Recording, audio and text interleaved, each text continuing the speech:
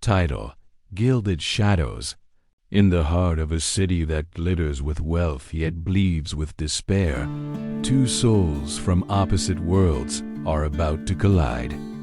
Imagine a man, Elias, hardened by the streets, sketching the city's beauty on a torn notebook, believing it's a luxury he can never afford.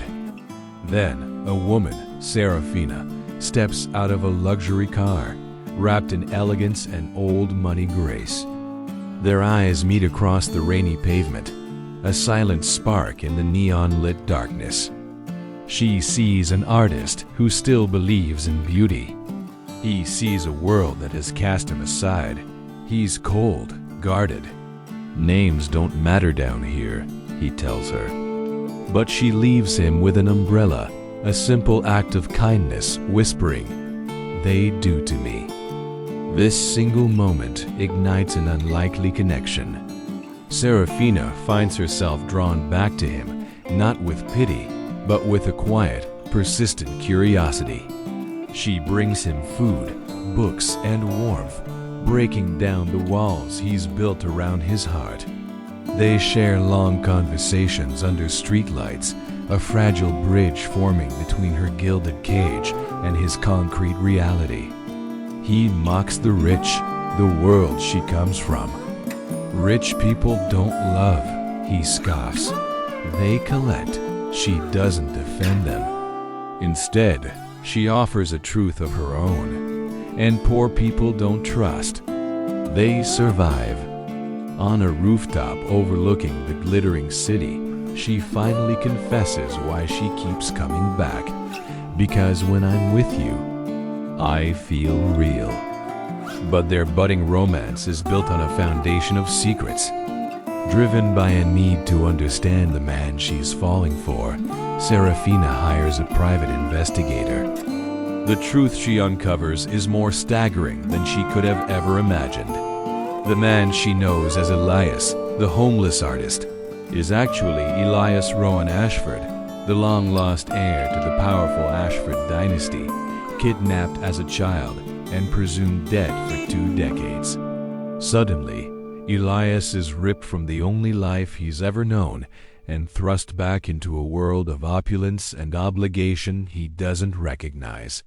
His formidable aunt, Margaret Ashford, wastes no time reclaiming him, telling him, "You were always meant to come home."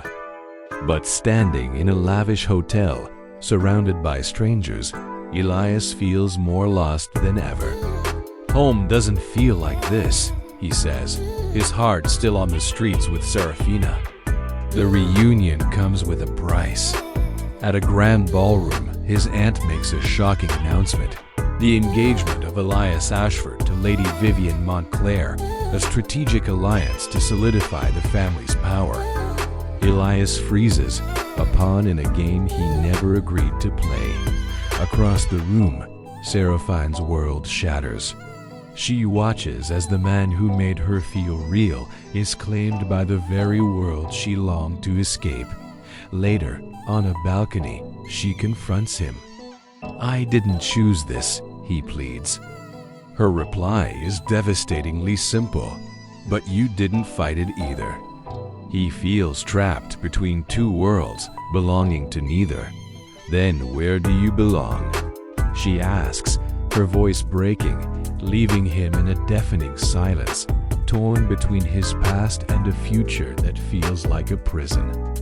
The story now hangs on a razor's edge, a choice between legacy and love.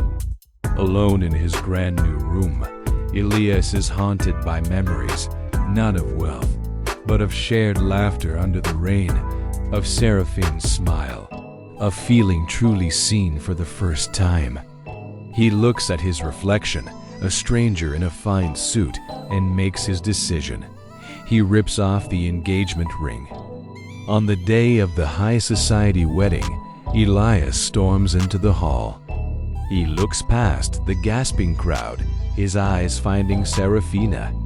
"I was stolen once," he declares, his voice ringing with conviction. "My childhood, my name, my life. I won't be stolen again." Ignoring his aunt's pleas about family legacy, he walks directly to Serafina. "I am the legacy," he says, "and I choose love." He takes her hand, and together they walk out, leaving the gilded world behind. Months later, they stand on the very street where they first met, not as a rich woman and a poor man, but simply as two people in love. "You could have had everything," she says softly. He smiles, pulling her close as the rain begins to fall. "I do,"